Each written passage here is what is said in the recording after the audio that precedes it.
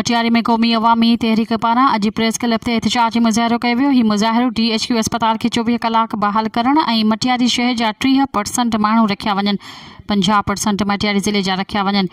ॿिया तव्हांजी मर्ज़ी। मटियारी DHQ अस्पताल ऐं मटियारी तालका अस्पताल जे MS साहिब जे मन मस्ती MS साहिब सरकारी दवाऊं खणी पंहिंजे पर्सनल क्लिनिक भरणु लॻो ऐं आसपास जे स्टोरनि ते सरकारी दवाऊं खपाइण लॻो। अस्पतालनि में दवाउनि जी हद खां बि वधीक खोट हुजण सबबि ग़रीब मिसकिन माण्हू सख़्तु परेशानी खे मुंहुं ॾियण लॻा। असां सिंध हुकूमत खे ऐं वसवारनि खे अपील था कयूं त महिरबानी करे हिन मसइले जो हल जल्द खां जल्द कढियो वञे, न त ॿी सूरत में एहतजाजनि जो सिलसिलो वधायो वेंदो।